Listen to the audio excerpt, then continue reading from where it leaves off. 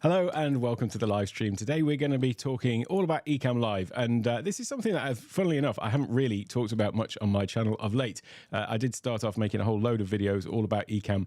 It was almost 90% of my content at the beginning, but it's something I haven't really talked about at length for a while, and specifically with Black Friday coming around, or here in even, there's no better time to jump into Ecamm. It is the software that I use to create all of my videos live in one take with no edits.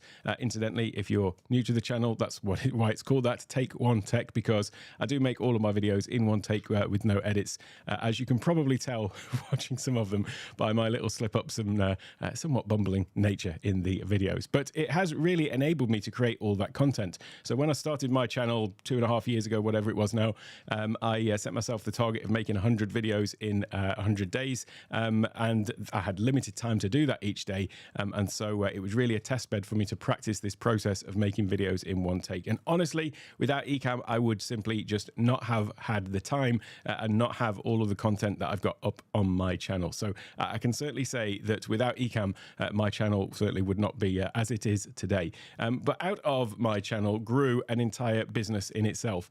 So I mentioned that I was practicing the process of making videos in one take. Well, that was creating course content for other businesses that I was involved in. But as it turned out, Take One Tech grew into this thing all of its own, and I've now created many courses around the sort of content that I make on Take One Tech as standalone courses. And guess what software I use to make all of those courses? Of course, it is Ecamm Live. It is live production software, which means that you can get everything set up in advance. So, get your different scenes set up, as we'll talk about in a moment, with your different sort of camera shots, if you like, different things that you want to share, and so on. And then you're just sort of basically switching between those in a live fashion. So I'm going to go right back to the basics today and sort of talk about how you go about doing that in Ecamm. So for those of you that are more than familiar with Ecamm, then a lot of this won't be new to you, but I will be sharing some of my methodologies and practices along the way as well. So there may well, I'm sure, be some new little nuggets of information in here for you as well.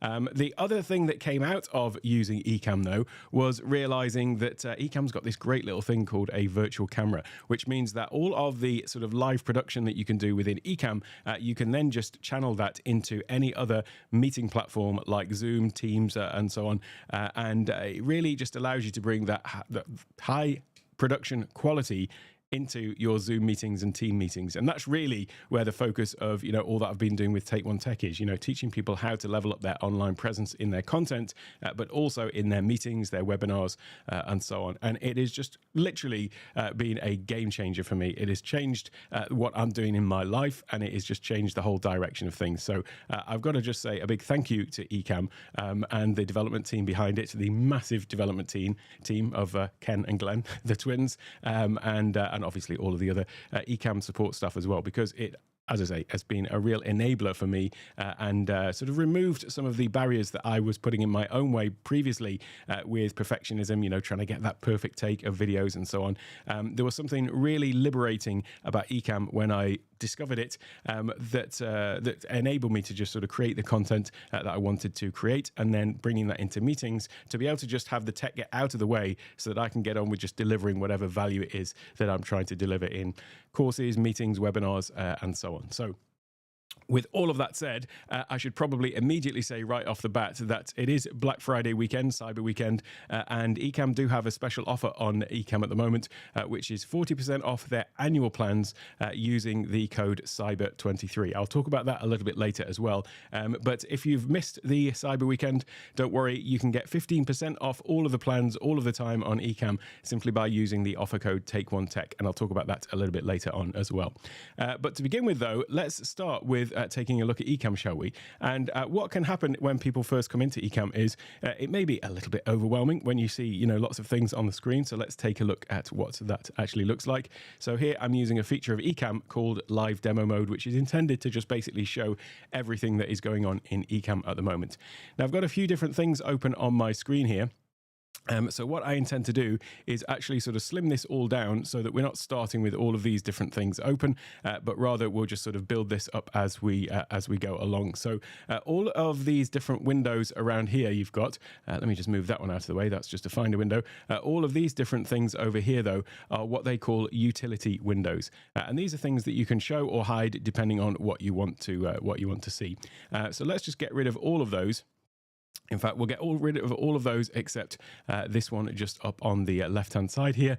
And this window here, where you can see these different controls, this is called the Ecamm Live main window. So when I refer to the main window, that's going to be this one. If I refer to any of these other windows, those are all the utility windows. And those are for different ways that we can control Ecamm. And incidentally, I'll talk about Stream Deck later as well, because the way that Ecamm integrates with Stream Deck, it is a match made in heaven. It just really makes the whole thing so much more effortless, whether it's creating content or in meetings.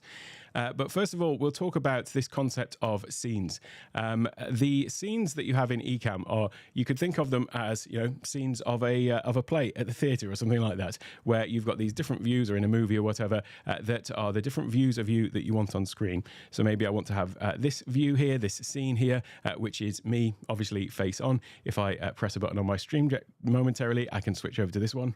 Hello, this is another scene. So these things here are two distinct scenes. One of them, I've got this camera over here, and another one, I've got this camera over here. So those would be two distinct scenes. Everything that is within that scene then is what they call an overlay. So that is, you could think of this as well like slides in a PowerPoint presentation or keynote, for example. You've got a particular view, and then you've got the elements then in that scene that are making up the scene itself. Now, actually, what I've got here is there's a couple of things. There's actually my camera, but you can see there's a really subtle border. I haven't gone overboard these days on my sort of design and how I sort of lay out all of these things. But if I was to bring up my overlays window, and incidentally, this scenes window here, what I've done is, rather than start with a completely blank canvas for this demo, I have just left in all of my original scenes, but I've kind of collapsed them all down into here. So I've got all of the scenes that I use in Take One Tech down here, various different scenes, but I've just sort of collapsed those out of the way to begin with. But I will just bring up the overlays window momentarily, so you can get to these different windows from these buttons down the right hand side here. So here we've got some buttons here. I'm going to just click on this second one down, which is the button for the overlays. So this is basically all of these different elements that I was mentioning that we've got in the scene itself. Now, at the moment, we've got the camera, and if I was to just turn off the camera, you can see that I've got a pretty plain background going on there, and we can get rid of that completely, and now we've just got a black square going on in the background. I'll tell you what would have been useful is if I'd changed the color of my desktop so that you can actually see the window a little bit better, but never mind. We've got the sort of black on black going on there, but that is the main window, and it's completely empty at the moment. Now, incidentally, when you first start Ecamm, there will be this thing where it starts off with just your primary camera as the sort of filling the scene. And the original way that Ecamm used to work was it would always start off with your main camera, and then you would be able to switch cameras just like within the scene itself, like this. If I just press a different camera number, it will switch over to a different camera, just like this. And all I'm doing there is just pressing the keys to toggle between those different cameras. However, I would always recommend, rather than having the sort of main primary source of the scene being a camera, I would always start with a completely blank canvas, because this was something that was introduced in a later version of Ecamm that then allowed you to add in different camera elements onto the screen individually as overlays. So if I come over to the overlays menu down here, or the overlays window, down at the bottom, these are the different things that we can add into the scene that we've got. So we've got image overlays, so you can have any sort of image come up. So that could be anything from a little image like this that you can just drop in. You can add animated overlays, so that could be something like a little name tag that's going to pop out, something like that, a little animation, and I'll come to how we do all of these a little bit later. You've also got screen share overlays as well, so that is where you want to share a portion of your screen, which we'll talk about, and then we've got text, shapes, and so on. But I'm just going to, for now, press this little camera icon down here. And this is going to drop in a camera overlay. And you can see that it's defaulted to this particular camera. Let me just come in and change the settings of this for a moment. I'll just change that to this camera A, and I'll talk through what I'm doing here in a moment.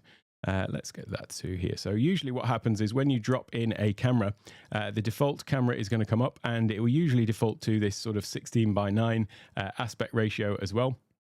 But you can see that we can drop that anywhere on the screen. Let me just actually change my desktop background while we're doing this, because it will make a lot of difference to be able to actually see the contrast between the desktop and the actual place where we're working. So let me just quickly come over to here. I'll go to wallpaper on this screen, and let's just get this changed out for you. It is that one just there. As this struggles to do what it's doing, I'll tell you what I'll do. I will just quickly come back out of this for a second, and we'll come back into demo mode in a moment. So what I'm going to do is try and change my my wallpaper so that contrast is a little bit better. However, what is happening is my computer's not having any of it. Oh dear. I've got one of the new MacBooks coming on Monday, and I think my little Mac Mini is getting a little bit jealous and giving me issues. Let me change the wallpaper on here. I might have to abort this idea for the time being.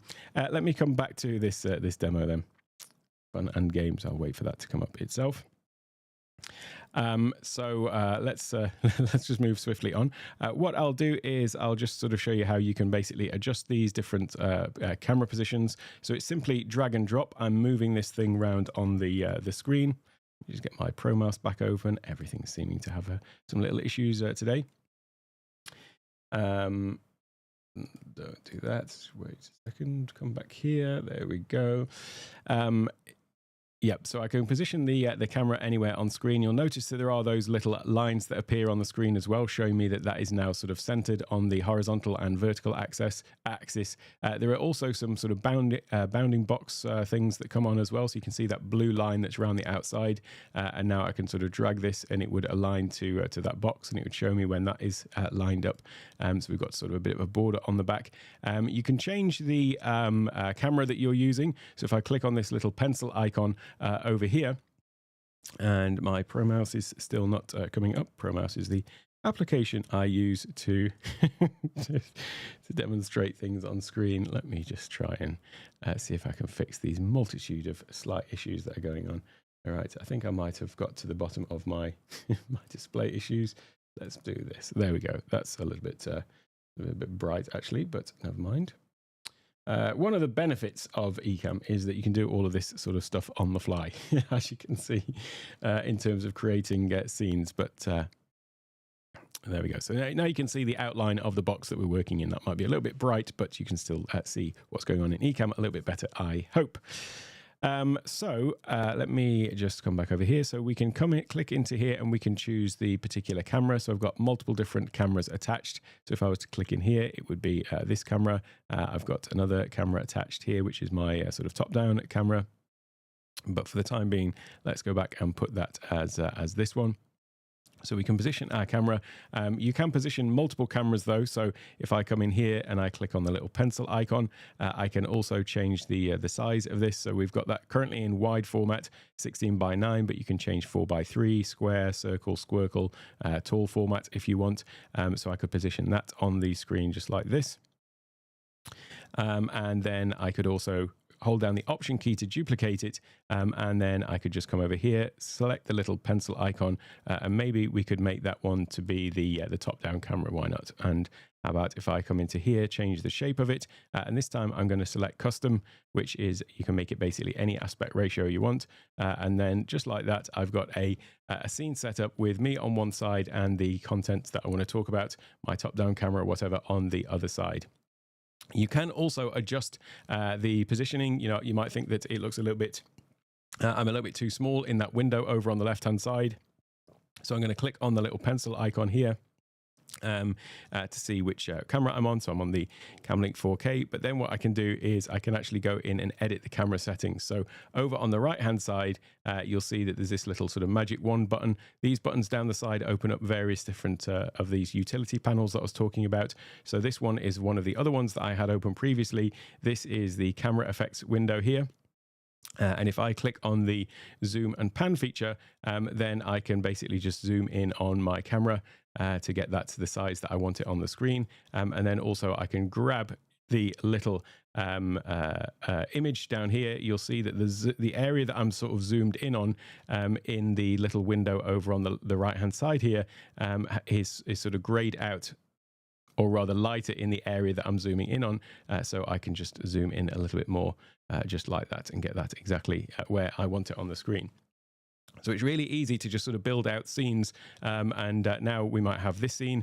We might want to create a completely new scene. So if I click on the little new scene button down at the bottom here, we might want to have another one, which is maybe if I just add in a camera overlay again, it's going to default to the last aspect ratio and the last camera that you chose. So maybe this one, I might want to have one of those other cameras. Let's say not that one, that's my desktop. Let's bring in this one instead. So perhaps I want to have this one here. So now what we've got in our scenes though is we've got our main scene, which was this one here, which I've now changed a little bit. And then we've got this one over here. So you can see that we're just sort of clicking between those two scenes. So that's how easy it is to create different scenes with different sort of views in it. What you might want to do though is have some sort of consistency across all of your scenes. And you saw that the way that I'd done this in my my original scene at the beginning. In fact, let me just duplicate this one, and I'll call this one top down. How about that? And then what I'll do is I'll come back to this main scene and I'll just sort of reset that to what it was in the beginning by just deleting these and putting that back. So let's look at this then. We've got our main scene, we've got our top down, and then we've got our new scene over there, which is the sort of side shot. So quite simply, we've just got three scenes, but you can see that there's no apart from the border around the cameras, there's no sort of real consistency there, or nothing that's sort of uniting them all together. So what you can do is just take an image and drop that into the background. So here I've got some little files here in my Finder. So if I just were to drop this this image, and this, by the way, is just a sort of 16:9, just something to give a little bit of interest. And if I just simply drop that onto Ecamm, it will by default just drop that into the current scene, and it's going to be now over the top of everything. But the way that overlays work, and that is, by the way, just an image overlay.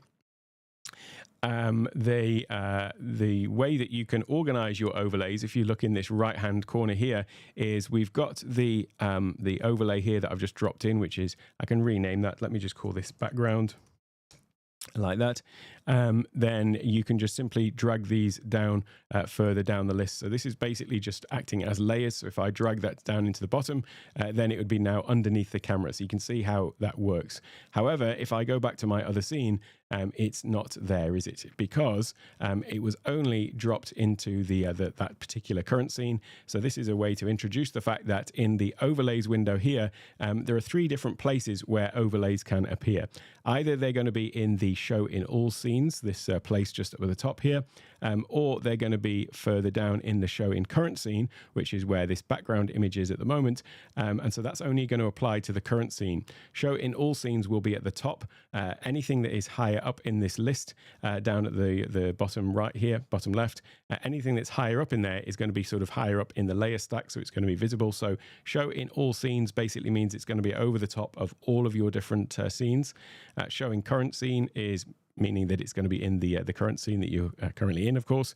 But show in background, that is actually show in the background of all scenes. So although this one specifically says all scenes, show in background doesn't say in all scenes. However, it is. So if I drop that background into there, and then I switch back to my main scene, you'll see that we've still got that same sort of border and background around everything. So just showing you what that sort of looks like. If I come out of here, we've got that sort of consistent border then going around here If I switch into this scene, we've got that one there. And if we come back to this one, we've got this scene here, but again, with that same sort of border.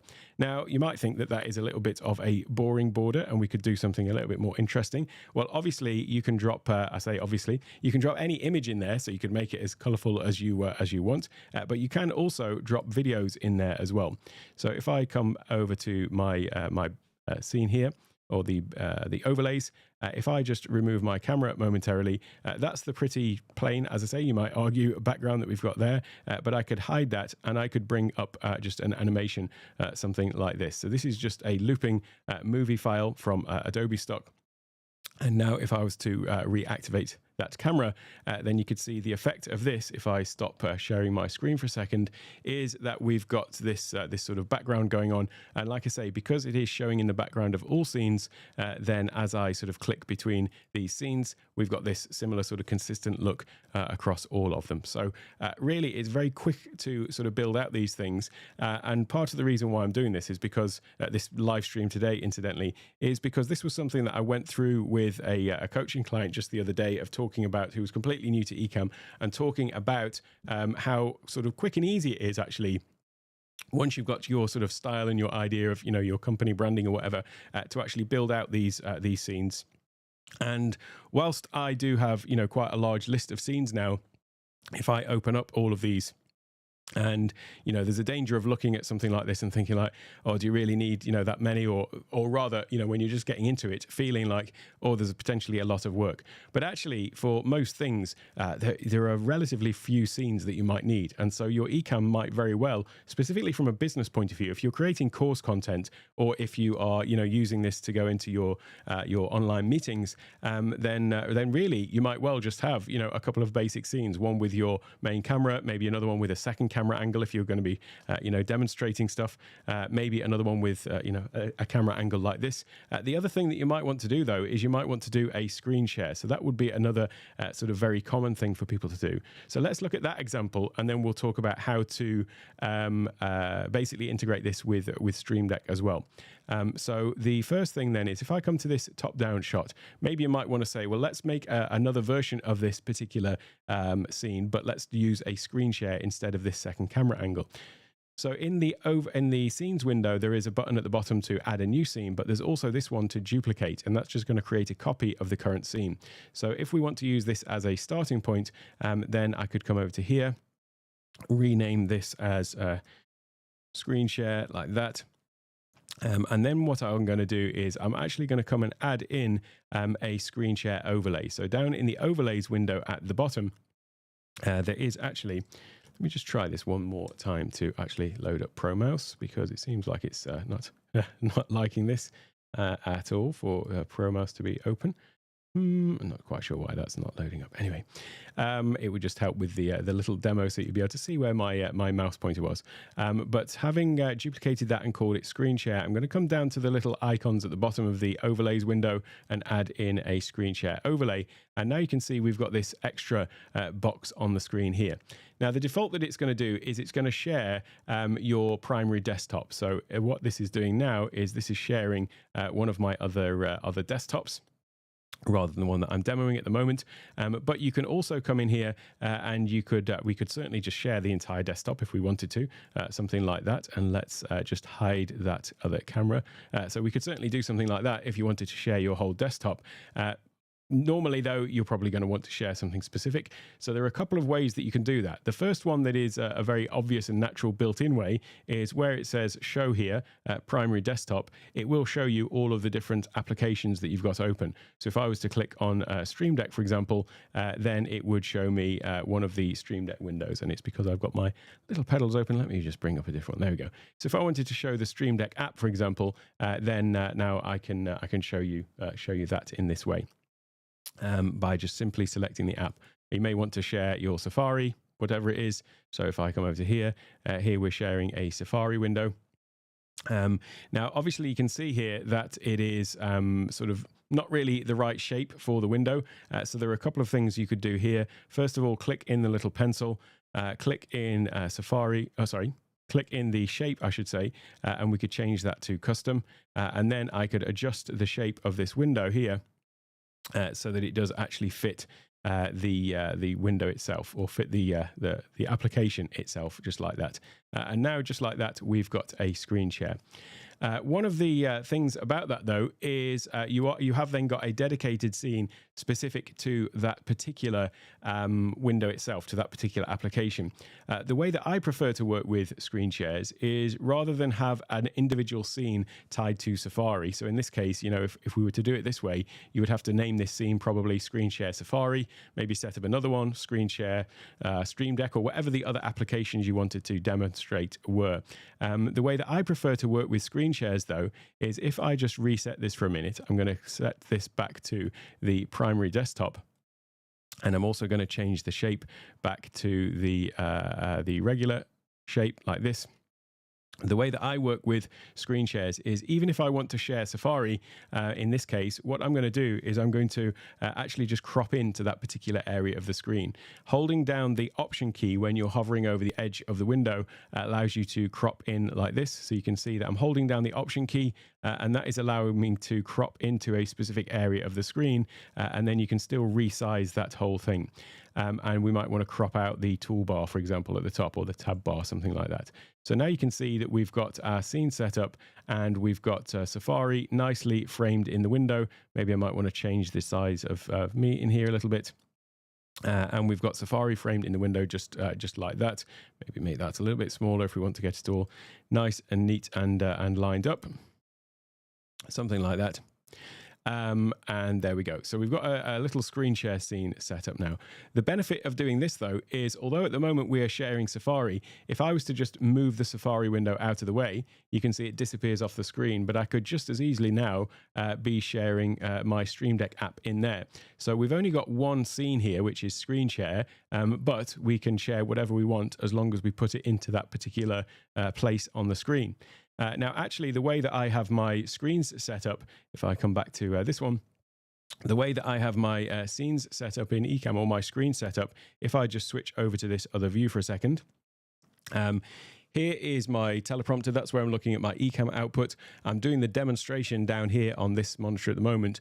Normally, I would just have my Ecamm output in that window, and this would be where all of my Ecamm controls are. So I'm actually demonstrating this scene for you, this screen for you at the moment. But normally, in like calls or whatever, I wouldn't actually be have it set up quite like this. However, on my primary monitor here, which is a like 43-inch 4K monitor, the way that I sort of work with this particular space is I've got these sort of 6 different areas of the screen that I dedicate for different things. And I've got Ecamm set up so that I could either share this area here, this area in the middle, this one at the top, and then again, there's 6 areas down on the bottom. So by setting up those distinct zones of the screen that I can share, and then I'll have a scene for each of those. If I was to share, for example, I'll just switch to my screen share now and share this top corner, and then I'll flick to this one. So here is my screen share in my scene to share that top left side of the screen. I've got another one to share the center section of the screen. So all I'm doing there is I'm just switching scenes in Ecamm to share those different portions of the screen. So you just saw a scene that was cropped into here, and another scene with the screen shares cropped into there. What that means is I've got the sort of muscle memory now of being able to know which button on my Stream Deck shares which portion of the screen, and then it's very easy for me to just know that okay, I just need to put my content up there, and I'll easily be able to switch to it. So that is the way that I work with my screen shares, is share a portion of the screen rather than just the actual application itself, because it means I've got far fewer screens. The other thing that that helps with is if you are using some sort of application for screen demos like ProMouse, as I use here. Let me just come back to the correct screen. Oh, that's really interesting. I've been wondering why my ProMouse is not working. However, it just doesn't seem to be working on this monitor. Very, very peculiar. But if I come up over to one of my other screens, let me show you on here. This little application that I've got that is highlighting the screen that you can see on the screen, that is an application called ProMouse. In Ecamm, when you share a specific application, then it is obviously sharing just that application to the exclusion of all other apps. And since that ProMouse app itself is an application, it means that ProMouse doesn't show up in the output there.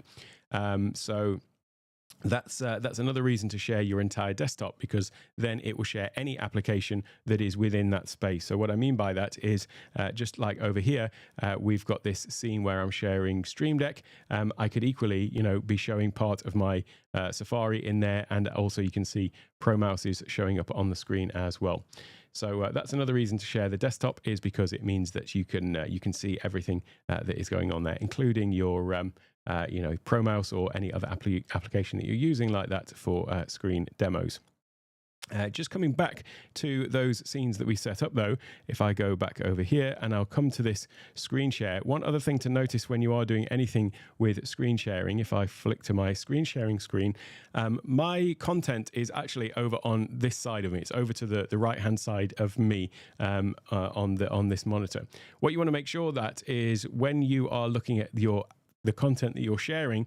So if I was to look over here at the Stream Deck app, you see how it looks a bit odd because it looks to you like I'm looking out away from the content. So always make sure that whichever side of the content which you are on, you also adjust Ecamm accordingly. So what I would do here is I would put my camera over on this side and I would put this over on the other side instead. So that now when I look at the Stream Deck app, it actually looks to you like I'm looking at the app as well.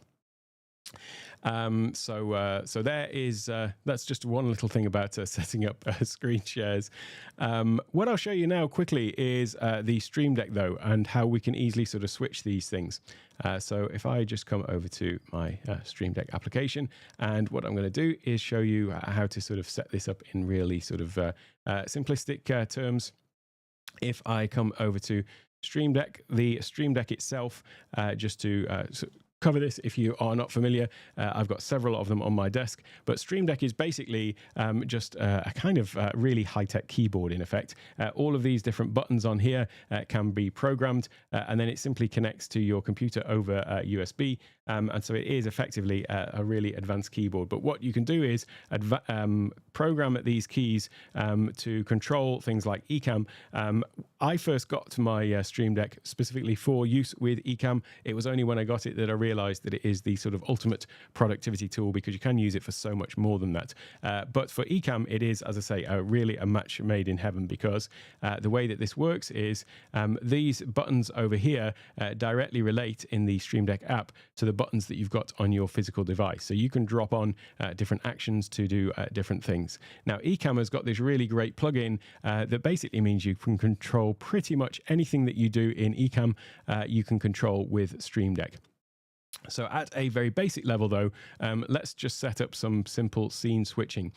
So here you've got different things like start and stop recording. So when I make my videos, as I mentioned, sort of one take videos, I just press the record button, go ahead, do my video, create my content, and then press the end button, and then that's it. It's done. It's ready to upload to YouTube. So that is the sort of go live and finish button there. You've got some various other different things, but we want this one here, which is called run scene. We've set up 3 or 4 different scenes, haven't we? So if I just drop that in here, what you'll see is that down below, this is where we've got the button. Down below, it will say select the item, select the scene, and this will just basically pull in the list of scenes that you've got in Ecamm. So we've got my main scene, which is that one that's me sort of front on, if you like. We've got the top-down scene that we created, the screen share, and then there was another one that we created, that sort of duplicate of it down there as well. But I'm just going to go to the main here. So now you'll notice as well, it's actually pulled in a little preview. So it's got a little preview in that window there, which is also on the button itself. So now that we've added that button in, the button has appeared here, and I can actually see a little image of myself in there. So it does sort of recognize all of that. Actually, what I tend to do though is I tend to create my own icons, and I'll talk about icons. I've got a discount offer on all of my icons at the moment in my store, takeonetech.io/store, and use the offer code Friday23 to get 30% off everything store-wide over Cyber Weekend. But anyway, I'll leave a link to that a little bit later. So you can see though, if I come back to here, it has brought in that little scene icon. So if you do want to just use those previews, you can certainly do that as well. What I'm going to do is I'm going to add another one in though. here, and I'm going to come down to this scene, and instead of that main scene, let's make that our top-down scene. I'm going to come over here, select run scene, and let's make that our screen share, for example. So now I've got 3 buttons on my Stream Deck, and if I just press those buttons, I'm going to press the main one. It goes back to the main scene. I'm going to press this one, which is going to go to our top down. So you can see how I've got these 3 buttons. I'm just pressing them. I press this one, and it's going to go to our screen share scene that we set up like that. So that's how simple it is to program Stream Deck. So if you were, spent a little bit of time to just have your scene set up for, your virtual meetings or whatever it was, then very quickly you could have your Stream Deck set up to just switch between those. And when it comes to doing some stuff that's slightly more advanced, like integrating Keynote with your presentations into Ecamm to then feed those into meeting platforms like Zoom, Vivo meetings, or whatever it happens to be, then some people can sometimes feel like, well, there's a lot going on. Well, actually, when it comes down to it, if Stream Deck is the thing that you're using to control it, the Stream Deck interface can be as simple as you want. And as you can see, we've really got something very simple going on here, but it's allowing me to just sort of switch between these things. If you were recording content like this, making screen demos, you could just drop in the little record button here. I'm always wary of actually having this on here whilst I'm live, so I could just delete this right now. But that would be the way that you would actually just sort of, start and stop your video recording and so on. So that's like really the very basics of using scenes in Ecamm. And we've talked about overlays in terms of camera overlays and so on. There are other types of overlays that you can use, such as animated overlays. So you might want to have something like this either for your content. In fact, here is a good example. If I show you something like this, I mentioned about having a discount on my icon packs, and this would be an animated overlay. So this little thing that's just appearing on the screen down below, that's just an animated overlay. If you want to grab my Ecamm Live icon pack, as I say, they're only $10, and there's 30% off through Cyber Weekend as well. But that little thing that appeared on screen there, just like that, was just a little animated overlay. Incidentally, I make those animations in Keynote, but you can do it in whatever application you want, or simply download one from various places that you can get these from online.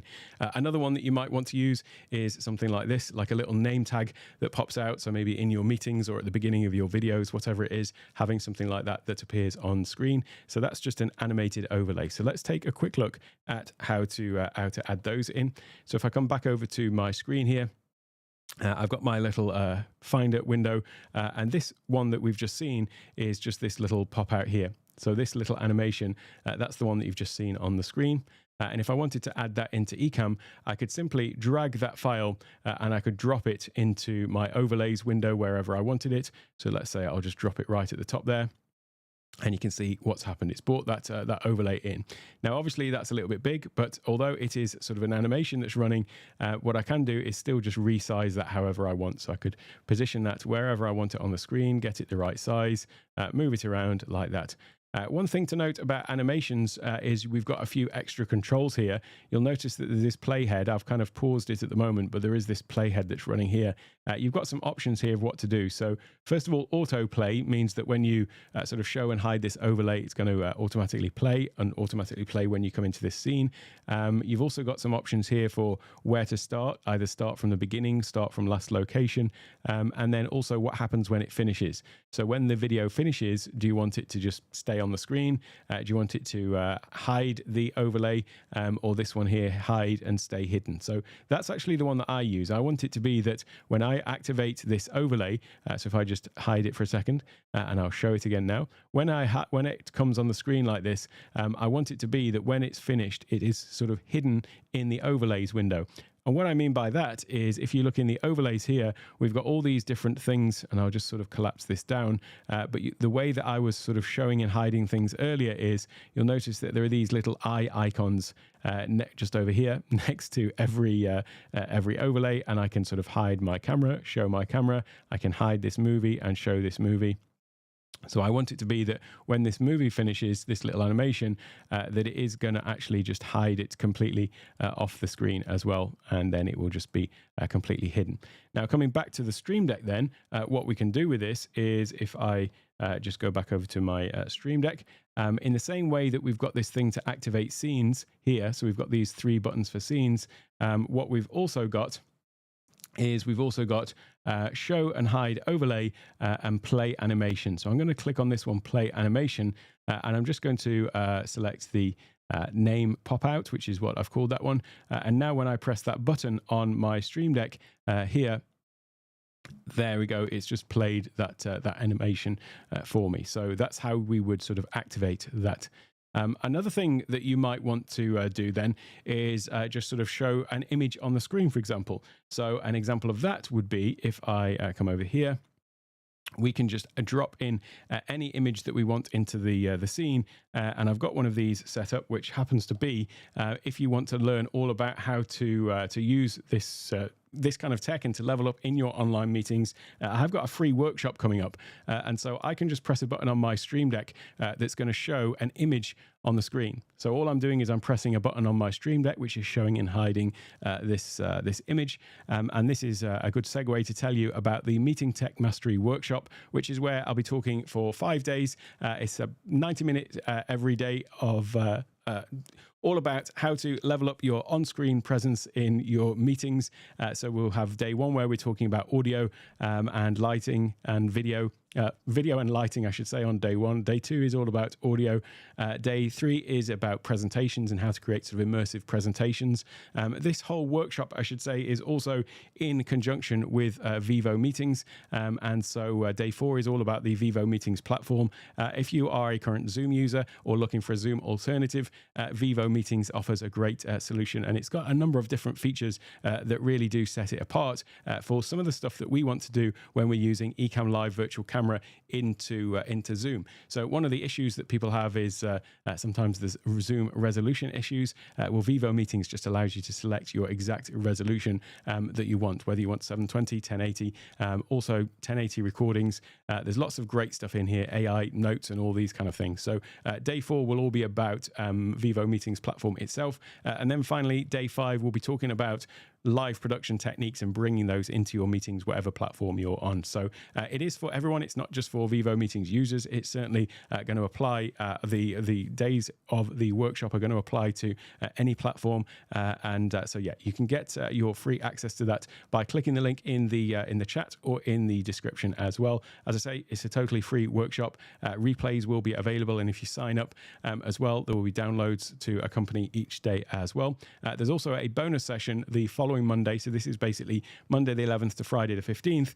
But then there is a bonus session the following Monday, which will be just in a Vivo Meetings meeting itself. And then you'll be able to come and ask your questions sort of directly, sort of face to face for anything that didn't get covered in the other sessions as well. Maybe having had the weekend to put some things into practice.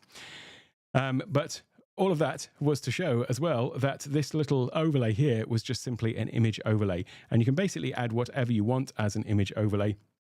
Coming back to my demo here, you can just simply drag and drop any image onto there and it is going to just appear in your scene. One of the things that you can do then is I created a small little guide to help me, which is something I've called the scene layout template. And this is this little image file here. And if you just drag that and drop that onto the scene, it's basically giving me this grid because I wanted a way to create consistent looks to all of my different scenes where I got sort of consistent framing for everything that was going on in the scene.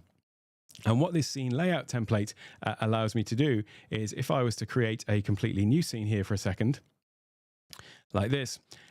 Here we've got this this nice little grid, and now what I can do is I will just go in and lock this this scene layout template.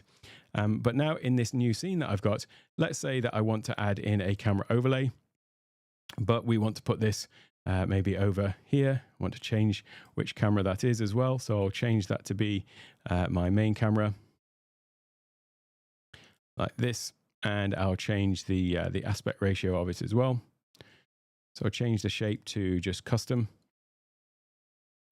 like this, and then we still want to frame it. But let's say I'm setting up an interview show. Why not? Let's say I'm setting up an interview show with 3 people. So I've got my camera there. What I might want to do is just sort of adjust the zoom and pan to get me the right shape.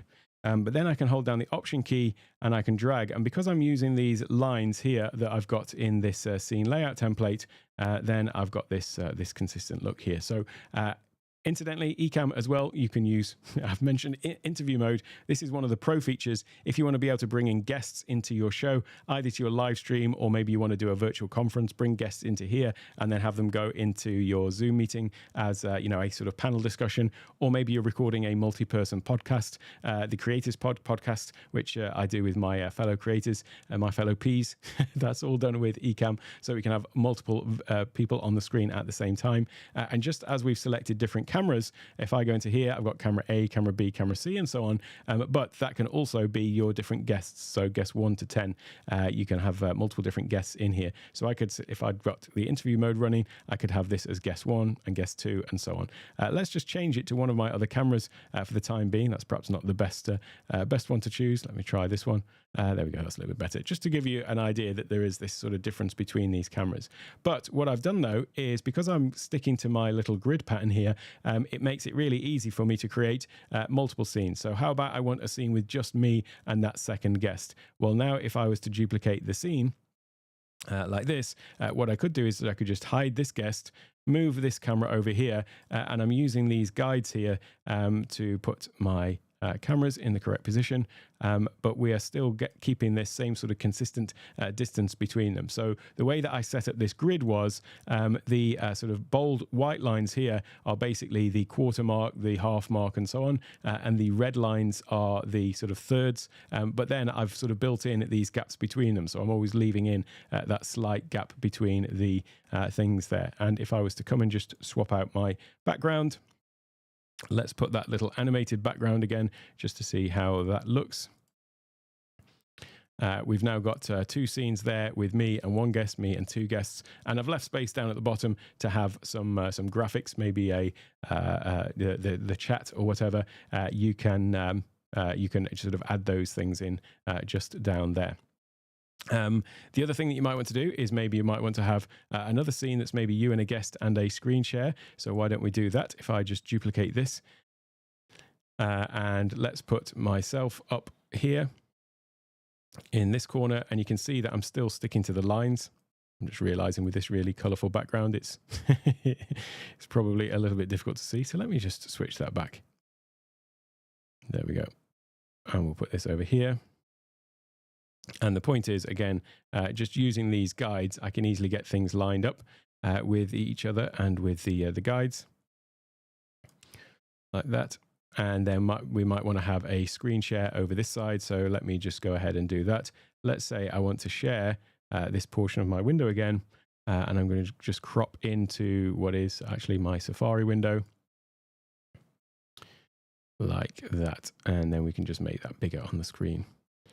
So now what we've got is we've got maybe myself and a guest, and we are talking about something that's on my screen share. And this could be, by the way, a PowerPoint, or if you're doing a presentation style thing and you want to talk about the content. And then what you do is, with the overlay on there, the scene layout template, we can simply just hide that. And now we've got. I just realised I'm not quite making the best demo of this today. Can you tell that things are not going quite according to plan today? But there you go. It's one of those days. So there you go. I just come out of here. You can see kind of what that looks like. Incidentally, that scene layout template, you can get that from my resources section. So if you go over to takeonetech.io/resources, and let's pop up another little animation. Why not? I've dropped a link to that into the chat, and you'll also find it in the description as well. You will find, if you go over to that page on my website, I've got a load of resources there, actually, loads of sort of free guides and things like that. So this is what you'll find when you go onto the website. You'll find a few sort of full PDF guides on different things, but just down here, the checklists and templates, you'll see here the scene layout template. Incidentally, if you're using Ecamm, there's also a list of Ecamm Live shortcuts as well. So that's a PDF with all of the keyboard shortcuts for Ecamm too. Why don't I just quickly come over and check in with the chat, because I have been somewhat neglecting you. And this is probably a good way to show how chat integrates with Ecamm as well. So what I'll do is I'll just come into my demo mode again. If I demo the correct scene, that would help. I've got all of my chat just down here on the right hand side, by the way, but I'm just going to move it over into my main window, and then I'll share that with you. So now what you can see is one of the other utility windows that we've got in Ecamm is the chat window, and this is accessible from the right hand side bar, and the chat here, show and hide chat. We're just showing and hiding that this way. And this appears as another window, but what we can do then is we can scroll down through all of the chat messages, and then I can just click on one of these and it will pop it up onto the screen. So if I click that, you can see, hey Rich, great to see you. And you can also go in and style these as well. So if I click on the little pencil icon, then we can go to the edit text. And we've got a little sort of editor, so I could go in and change things like change the color of the name, change the color of the body text of the chat message, change the outline, the border, and all of that kind of stuff. So those are things that I can do in here to sort of style this. But then I can just go down and click on different folks like this. Hey Neil, great to see you, and congrats on your recent milestone as well. Slowly rocketing up with your YouTube channel as well, just like we're all on that path. So great to see that progress. And then I can come down here, say hey to Dan as well. Hi Marcello, great to see you as well. New to the chat, I think. So welcome. And Michael, fantastic as always to see you. Yeah, it's not exactly the most ergonomic chair, this, is it? Yeah, I know it's a it's a dining chair. So, but yeah, probably I should be using it for the amount of time I spend in this chair. I should probably just actually by now get an ergonomic chair. But there you go. Chris, great to see you as well. Yeah, Pro Mouse has been hit and miss for people. I know it's worked fine for me until today when I'm demoing it, and then it decides to flake out. But it's really weird how it's working on my primary monitor and the other one, but it's just this one monitor. It's decided it's not working on today. So there you go figure. Hey Wayne, great to see you. Fantastic to see a new face, new name here as well. Interested in Ecamm, currently using Switcher Studio. Similar, I guess. Ever used Switcher? I haven't used Switcher Studio actually. No, I've used OBS. That was what I was using. I want to say very briefly before using Ecamm, and the issue that I had with OBS was just it didn't seem to work like my brain worked. There's something about Ecamm that seems to just work in, for me, a more logical way, and it's much more sort of drag and drop and easier to get things up and running. I've probably, honestly, not done the best job of demoing it today. I feel like things have been a little bit all over the place with some issues I'm having with my computer until my new MacBook arrives on Monday. Yeah, it's I found that Ecamm, it's the ease of use is the thing that really was, did it for me. The ease of laying out things. Incidentally, speaking of different sort of ways that you can do all of this stuff, I did also consider going down the ATEM route. So ATEM Mini, ATEM Mini Pro, ATEM Mini I. So all of the ATEMs, those are hardware switches that allow you to have multiple different cameras plugged in, and then you can sort of switch back and forth between your different scenes. Way back when I was looking at sort of doing these sort of one-take videos, I certainly looked at the ATEM as a solution as well. And there are some pros and cons to using a hardware solution versus a software solution. The pro is for the hardware solution is that you're not doing anything on your computer, or rather, I should say, the heavy load lifting is not being done on your computer. You're not running a dedicated live production app on your computer. So it does one job, and technically they would say it does it really well. However, I would argue that it doesn't actually do the design aspect well. One thing that I love about Ecamm is this ability to quickly, throw up comments on here. If I want to quickly change the style of the comment, I can do that very simply and quickly. Creating new scenes. You saw how quick we've been kind of just flying through the process of creating these very what can be quite complex scene layouts with multiple different people, multiple different cameras, and just being able to sort of drag the corners to resize things. That's certainly something that you don't have that ease of use or speed of use with the Ecamm and things like that. I know that you're not asking about Ecamm, but it's a question that it constantly comes up in the Ecamm group, which is if I've got an Ecamm, can I use it with Ecamm? And the answer to that is if you've got an external camera switcher, technically, you can use that with Ecamm or with Switcher Studio, in fact. However, you're only ever getting that one single feed. So it's the external switcher that is doing the camera switching. And then you kind of lose the versatility of Ecamm to be able to do things like this. I digress. I realize that this is not to your specific question, but it's just got me down this rabbit hole. But no, I haven't used Switcher Studio myself. However, what I'll say about Ecamm is, definitely go ahead and get the free trial. There is a 14-day free trial. There's a few coupon codes that I can share with you for Ecamm, actually. So the first thing that I can share about Ecamm is if you go to, I should say, this is the wrong, I'm all over the place today. I do apologize. There is a coupon code I can share with you, which is Cyber23, which gets you 40% off their annual plans of Ecamm Live, and I've left a link down in the description to all of this as well. But that's just for their annual plans, and it's obviously only running over Cyber Monday, through to Cyber Monday. I have got two other coupon codes that you may be interested in. So if you go to the link down in the description, if you use the offer code AlecZoom, you can actually get 2 months free of Ecamm. So there's a 14-day free trial, but if you just want to extend that by 2 months to figure out if it's really right for you, then use offer code AlecZoom at checkout on a monthly plan, and you're basically just not charged for the first 2 months, and you can try it out and see if you like it, and figure out if it can actually make money for you. That's the way I always look at these things. Is like, how is this going to make me money?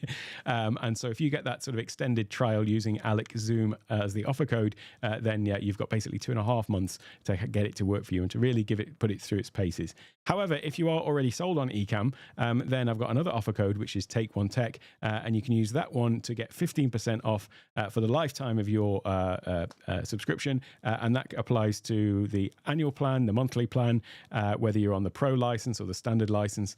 So for everything, if you just want 15% off all of the time, then Take One Tech is the code to use that. But like I say, right now, the best one to use would be 40% off lifetime on the annual plans with the offer code Cyber23. Again, link to that is in the description.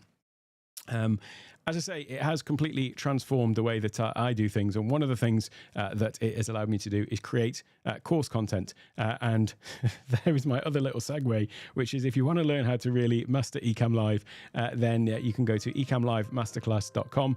And I have 30% for the Cyber Weekend, Black Friday. I've got 30% off all of my courses as well using the offer code Friday23. Link to that is in the description as well. But the Ecamm Live Masterclass covers all of the different aspects of Ecamm and how to go from zero to hero. And it covers things like Stream Deck, creating graphics in Keynote. It covers how to use it with Zoom and all these kind of things as well. So the Ecamm Live Masterclass is really more than just Ecamm itself. It's all of the different things and the components that go into it as well. So with that said, let me come back to my chat momentarily and see where we're up to with that. So long story short, Wayne, I haven't used Switcher Studio, but definitely give Ecamm a go and see how you like it. It's going to be one of those things that you might just find that it works more in line with the way that you do things. It's funny when you sort of switch from one thing to another as well. I kind of liken it to when I switched from PC to Mac, however long ago that was, 17, 18 years ago. I'd been using PC for ages, all my life at that point, and I hadn't realized that there was this other way of doing things. So as soon as I moved over to the Mac, it was like, oh, this just makes so much more sense for me than the way that PCs worked, and it just seemed like it worked the way my mind does. And that was the same when I'd struggled in many respects with OBS. It's all learnable, of course, but it was just kind of like certain things just seemed like tricky to achieve in there. And then I came over to Ecamm and realized, like, oh, this is like a breath of fresh air. And hey to you, Keely. Peas Life, one of my fellow Peas from the Creators Pod, and also on that new M3 MacBook. I can't wait to wait to get mine too. Wayne again, hello. I currently have a current 1080 60Hz monitor. If the output is 1080, is there any point upgrading to 4K with a higher refresh rate? Tempted by the sales today. If you are, I'm just trying to understand this in terms of a monitor. I mean, I use a 4K monitor, but then I'm sort of sharing different parts of it depending on what you're wanting to do. Then the output of Ecamm, I should say as well. I'm just trying to understand the context of this.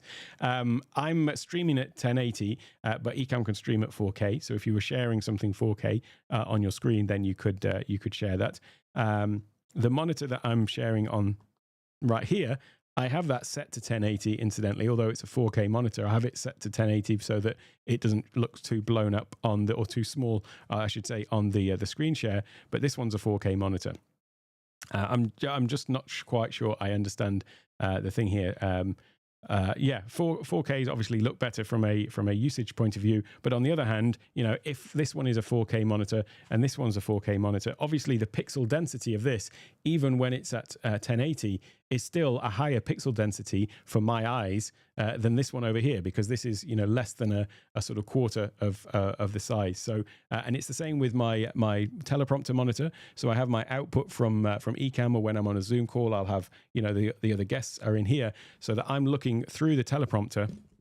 Maybe if I switch over to this angle, this is the teleprompter that I've got, and my camera is behind that. And you can see that there's this screen here, which is kind of like horizontal, and I'm basically looking at a reflection of that in the glass here. So it means that I can see my output, or if I'm on a Zoom call, I can see the person I'm speaking to, but I'm looking straight into the camera.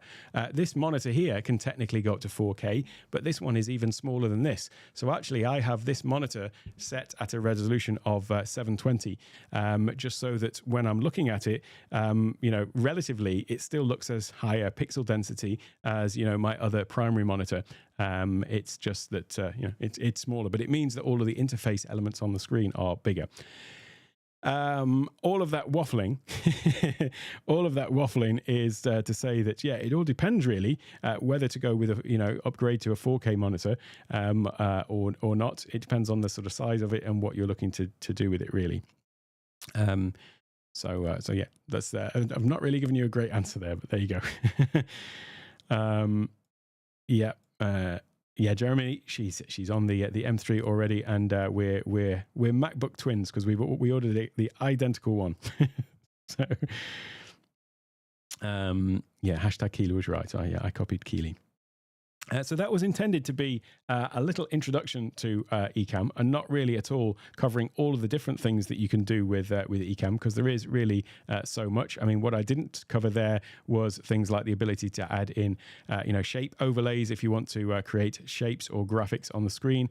By the way, this is not intended to be a replacement for your graphic program, but if you wanted to do things like, you know, have some little place up here where you wanted to put some information, you know, create a little box, have it sort of fly in and out.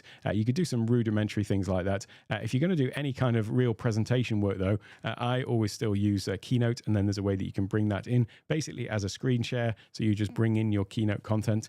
And I've got a whole video about immersive presentation. So I certainly am not an advocate for just having you on the screen at one side, your slide deck on the other. I definitely want to try and get away from the whole idea of slide decks. The point is, with Ecamm, you can do some really advanced stuff where you're just using Keynote as the mechanism for bringing in the animations of all of your, you know, supporting information. So bullet points that are appearing on screen and all of those kind of things.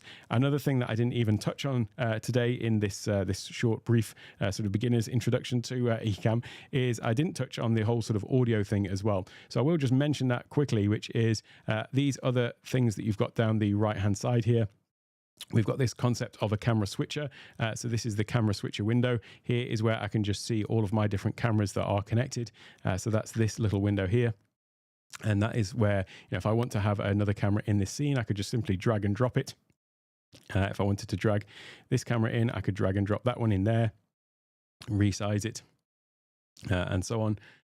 like that. So it's really easy to just build scenes out that way. Thing that I didn't mention earlier, another one that wasn't mentioned was the sound levels. So you can see I've got my main mic input here, but you do have control over other things such as your, if you're playing a movie, you can have a scene set up with a full screen movie. You could have that in there. Then that would just appear in here, the sound effects for that. You would also have your system audio if you're doing a screen share, capturing the screen, interview mode where you can select your levels for your interview guests. And incidentally, when you are in interview mode, you've got another window for that opens, which is this one. Ecamm can look as simple or as complicated as you want. The interview mode window, if a guest was to dial into my interview link here, then they would just appear down here as a camera source, and that would then be available to use in Ecamm as well.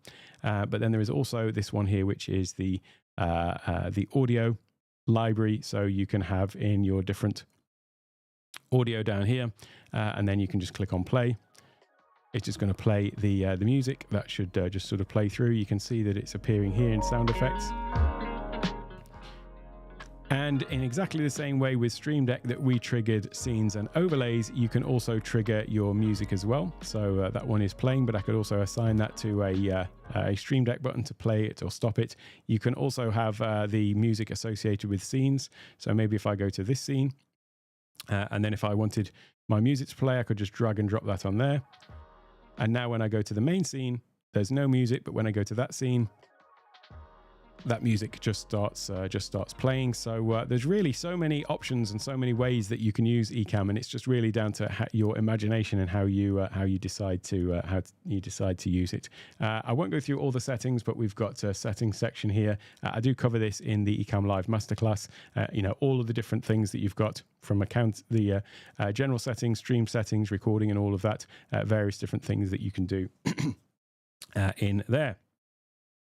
So with that said, as I say, that is a brief introduction to finding your way around Ecamm, and you can get 40% off through Black Friday with the offer code Cyber23. You can also get 30% off the Ecamm Live Masterclass with the offer code Friday23. I should have just collaborated with Ecamm and got offer codes the same there, shouldn't I? What you'll also find, though, is if you do go over to my store, you'll find, as well as all of my icon packs, if you go to my courses section, you'll see that I've got a load of other courses here, all somewhat related. So my YouTube and Discord beginners guides are already out. Ecamm Masterclass, Zoom, Rodecaster, Stream Deck, and Keynote Masterclasses as well. 30% off all of those through Black Friday as well, through Cyber Monday. Use that offer code Friday23 to get that off. In fact, you can see it right here at the top of my website. On any page, you'll find that is where you can get that, and it tells you the code just up there as well. If you've got any questions about anything that I've covered today, feel free to drop them in the chat, or in the comments, I should say. I do find that I am a little bit slow to respond to comments in YouTube. It becomes overwhelming. I was talking about this with somebody else as another inbox amongst our many inboxes. YouTube comments become very overwhelming because of their somewhat disorganized nature and just having so many of them. A better place to get answers is actually to come and join the Take One Tech Discord. It's completely free, and you go to takeonetech.io/family. Don't worry if you've not used Discord before. There's a little guide in there that shows you how to use it, and then it's a great place to get your questions answered, because there is structure to the conversations and organization, and it's much easier to search as well. Let me just get to some of these other questions. Thank you, Emmanuel. Great to see you here. Thank you. Always like to see nice new faces, new names.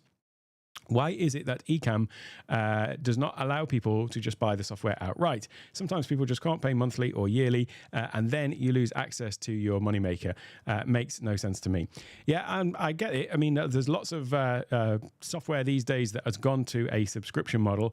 What a subscription model gives from a developer's point of view is, that ongoing revenue for development and so on. But I get that, it seems like everything is a subscription these days.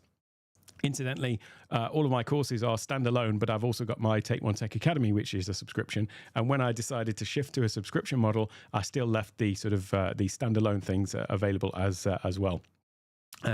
Slight digression, but Yeah, the reason for subscriptions is just sort of ongoing development and making sure that they can support it, just as Adobe do, just as all of the Microsoft 365. It's the way of the world these days. What I will say is that at its full price, and incidentally, I pay full price for Ecamm, so I'm paying $40 a month or whatever it is when I subscribe. That's the price that I'm paying effectively, and the way that I look at it is. It's basically, it's just over $1 a day. I've switched to whatever it is whatever it works out on the annual plan, but it's like $1 a day basically. And I figure if I can't make $1 a day out of Ecamm, then I'm probably not. I'm not using it right, because as I say, it is enabled all that I'm doing with Take One Tech, and I've grown Take One Tech into a 6-figure business off the back of Ecamm effectively. It also enables me to level up my on-screen presence in my meetings and so on. I pay for a subscription for Zoom, which is whatever it is, $40 a month or something like that. The plan that I'm on with Zoom, with whatever I've added into it.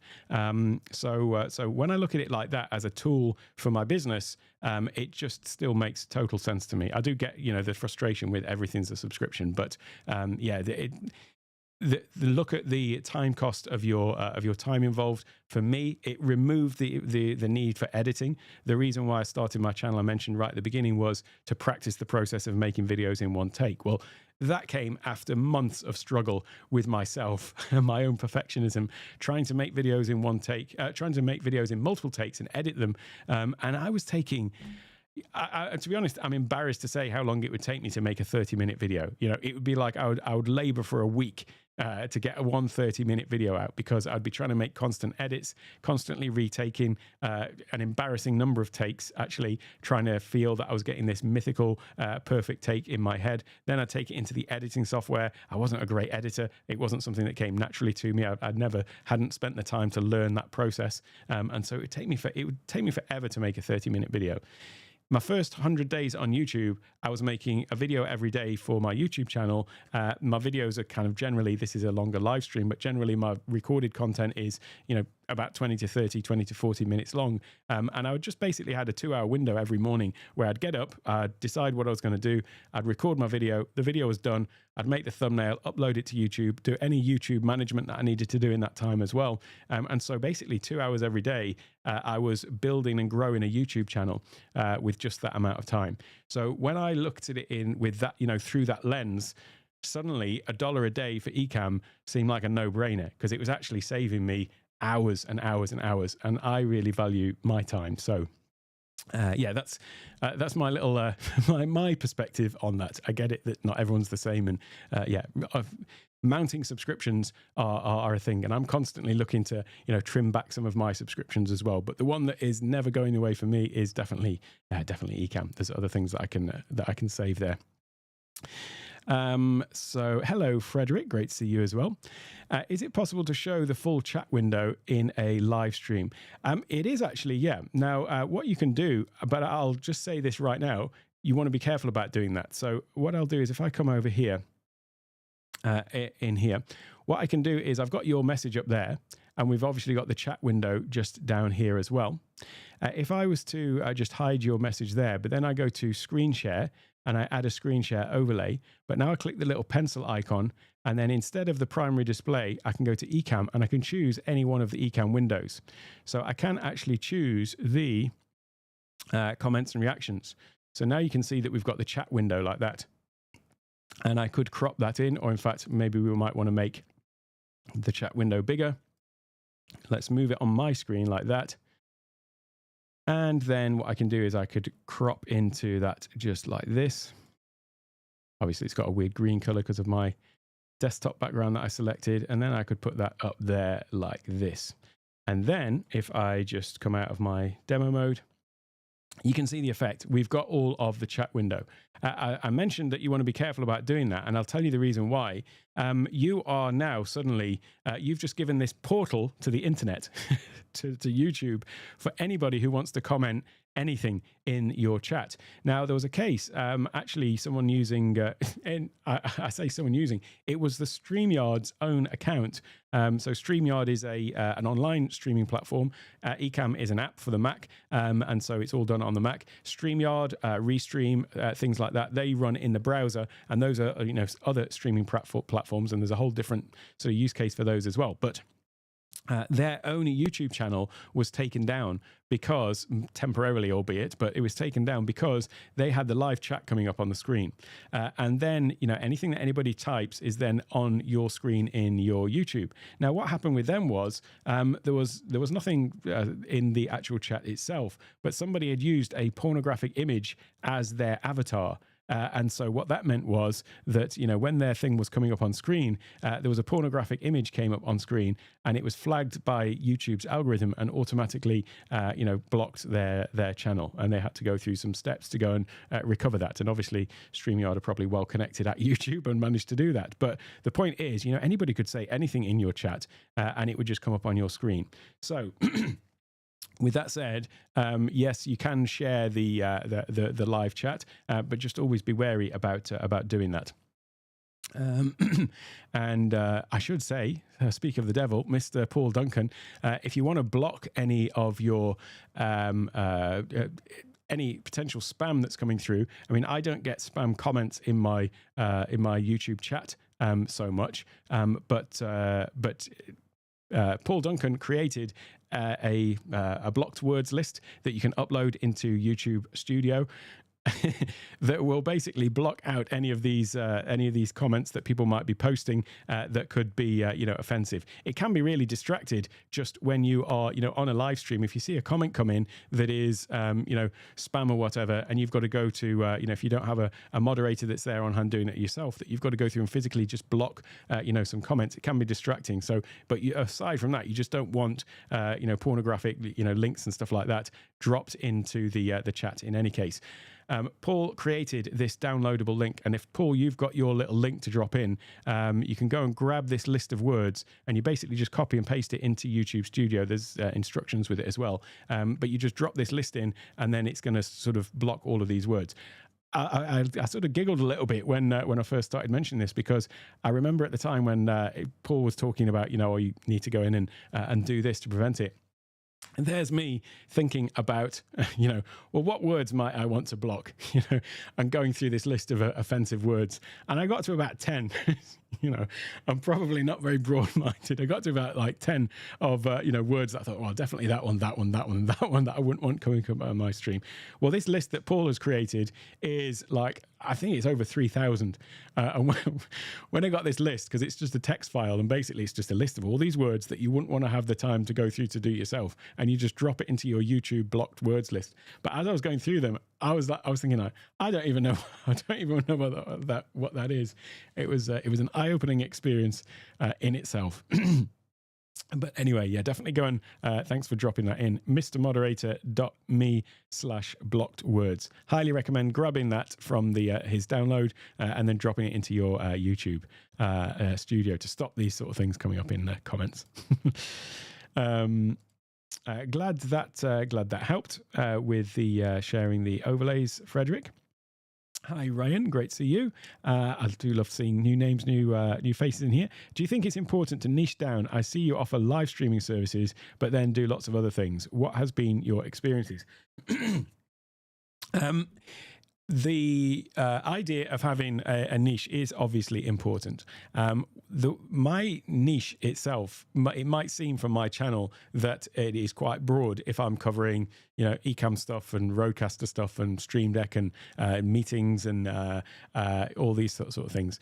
For me, what it came down to was when I discovered who my sort of core audience is. And there are people who will just go and watch only my Stream Deck videos. I've got more Ecamm videos than anything else. Next after that, it's Stream Deck. After that, it would be Rodecaster. So there are some people who just want to figure out how to use their Rodecaster, and so they're finding my channel for that.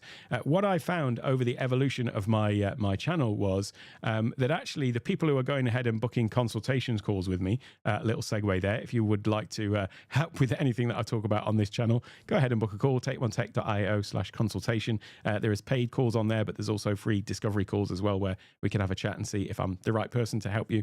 But when I started taking those calls, I found that the people who were booking calls with me were a very particular demographic. It was basically business people who are looking to use all of these tools in their own business, either treating their content creation as a business, which everyone should do, or, you know, they're using it, they're in business, they want to just level up their on-screen presence in their meetings, in their content that they're creating for their businesses, in their course content for their business.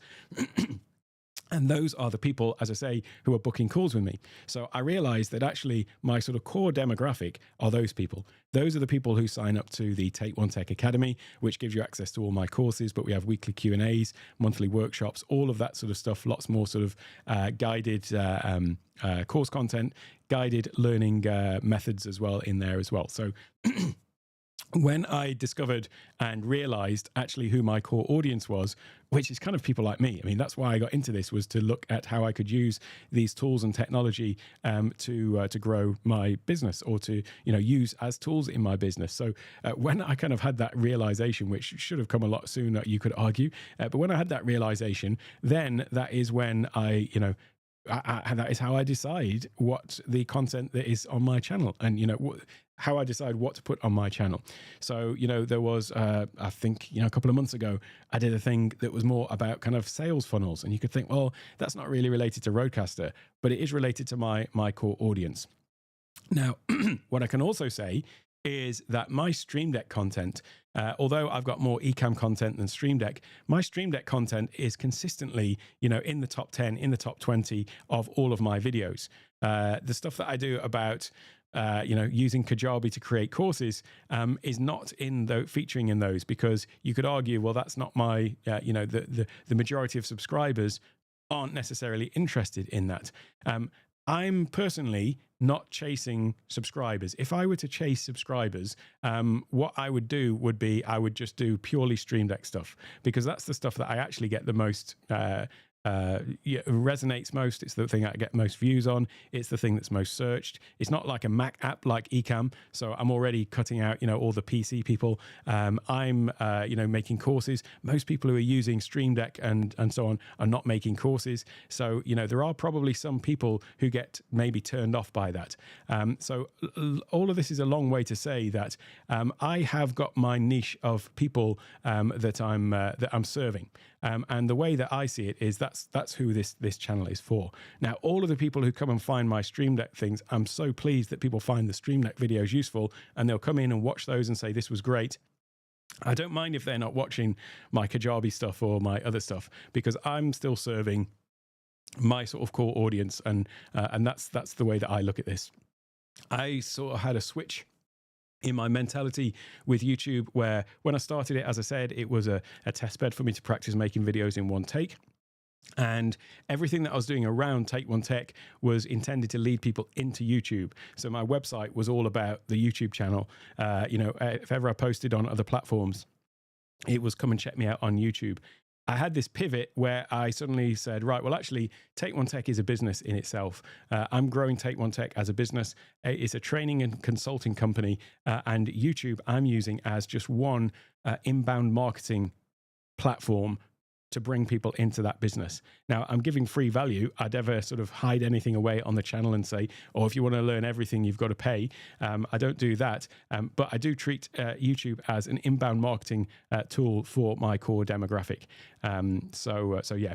Aside from that, though, so with that sort of view of the fact that although it may appear that some of the stuff on my channel is not related, when you understand my core audience, then you know, it becomes clear that actually it's all for them. Then with that said, it is important to have, you know, at least some sort of niche or some sort of target demographic in mind. So I wouldn't necessarily be doing you know, a series of videos on cooking, and then also a series of videos on coding, and then also a series of videos on something else that are completely separate. So I do think it's important to have that sort of separation, or that level of separation. But as long as you're clear on who your audience is that you're aiming at, then I don't think it matters if it's not like hyper niche down to just one single thing, if you're treating YouTube as part of your business. If you're solely looking to, focus on YouTube as the thing itself, then yeah, being hyper niched is going to give you the best growth rate, the best results, and all of that. Like I say, if I was to just make Take One Tech the Stream Deck show, the Stream Deck channel, I would certainly get better YouTube growth and better numbers on YouTube, but probably the other stuff would, not do as well.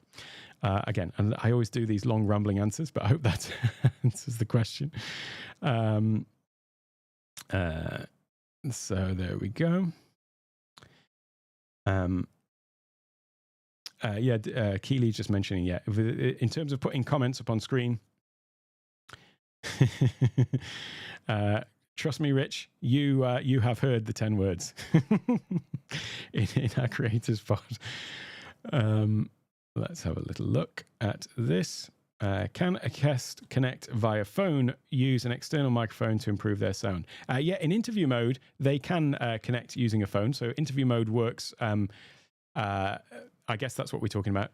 Interview mode works, but for the guest joining Ecamm, they just join in a browser. So they join in a browser, select their microphone, and select their camera. Now, it does work from a browser on a phone as well. So if you just join in, whatever browser you're using on your phone, interview mode does work like that as well, and they could come in with their camera, and they can come in with their audio that way as well. So yeah, it does work. Obviously, I always recommend to guests that are joining that they would join from a desktop with a good connection and all that sort of stuff. But technically they can join with that. Glad that was helpful, Ryan. DJI makes a wireless mic solution that has both lighting or USB that plugs into phone. Sounds much better than the built-in mic. Yeah, so anything that you can use where you can plug in a phone, or plug in a camera, or plug in a camera or microphone to your your phone, it will just work. I mean, these days with being able to take in like external inputs, I mean, you could have a really good mobile solution. I did this when I did a review of the Camo Studio for iPad, and then I used a Rode Streamer X to plug into that, and it was able to take in my Sony ZV-E10 and my this microphone directly into the iPad. So yeah, you can certainly get to good solutions there. MV88, that's another good thing. So that is the sort of little interface that takes an XLR mic and then takes that into to USB as well. So that would certainly be another option there as well. Okie dokie, if there are any other questions, feel free to drop them in. Otherwise, with that, we will wrap up. And if you are interested in learning more about Ecamm, as I say, it is the majority of videos on my channel. You know, there's more Ecamm videos than anything else. I think there's over 150 or more out of 500. So by far in fact, maybe even more than that, maybe 180. I don't know, but lots of Ecamm videos. Technically, some of those may be slightly out of date because it's been going over 2.5 years. And one of the things that I love about Ecamm is the community and how the community drives the growth of the software as well. So Ken and Glenn, the developers, are just always listening to what folks want and are continually adding new things in. So definitely check out the Ecamm Live Masterclass if you want something a little bit more up to date. And I'm going to be doing a big update of that actually over the holiday season as well. So that will be and you get lifetime access to that if you sign up. You're very welcome. The Rode Wireless Pro are great, aren't they? I've been trying those out as well. They're really absolutely fantastic. Do I take these live streams down? I don't take the live streams down. What I did do, actually, this is another subject. When I started the channel, I was doing my 100 videos in 100 days, and I would do 6 pre-recorded videos and I'd do 1 live stream. And the live stream was very much me sort of checking in. It was more of a sort of community building sort of thing. So I'd start the live stream, I'd go through and I'd have a 3-minute countdown because that's what everyone seemed to do. I would then have, me just saying hello to everybody at the beginning. Hi, how you doing? Great to see you here, blah, blah, blah. And go through everybody and having a little conversation back and forth. And it was kind of like a hangout. It was a weekly hangout, basically. And then I'd say, right, here's what's been going on in the channel, here's my growth and so on. I was kind of sharing and documenting that process in my live streams. What I found was that there was no real replay value of those live streams because people who are watching it after the fact would feel like they'd missed out. The beginning of it as well, there was a countdown, so some people don't like those. They'd come in and be like, oh, the thumbnail might say what we were going to ultimately talk about, but there was this whole load of stuff at the beginning with a countdown, me chatting with people, and all of that. What I did was I changed the format of my live streams. First of all, I don't have a countdown anymore. Like loads of live streamers still have these countdowns, but I think for the replay value, people, when they go into a video, they just want to get into the video. They don't want to see a countdown. And yes, technically you can scrub through, or you could put a timestamp for somebody to just click on the timeline to go to where the actual stream starts, but it's a turn off for some people, and some people will click out of it. The other thing is, you'll notice that at the beginning of this live stream, I just went straight into the content. I always try and treat these live streams as, a tutorial or whatever it is I'm covering, and I try and cover the topic first before I get to the chat, so that somebody who's seen the thumbnail and seen the title is actually just going to get what they're expecting right from the beginning, rather than assuming I deliver on expectations, but rather than having me talking back and forth with people in the chat. So that's why I very much sort of like front load the live stream with the content. So to your point, I don't take the live streams down. They do help the channel to have them up there. Certainly in the beginning as well, it's a great way to build watch hours, because the live streams are often longer. I mean, this is now an hour and a half. Usually my recorded videos are 30 minutes, something like that. So if you're looking for building watch time, they're great for that. Second of all, it's great to get to know your viewers. So when I started my channel, one of the reasons why I wanted to do the live stream was to get to know who is watching. And now I know you, Ryan. So it's great to have that sort of interaction, and to be able to have the back and forth with people as well in the chat as well. So it's great from that point of view.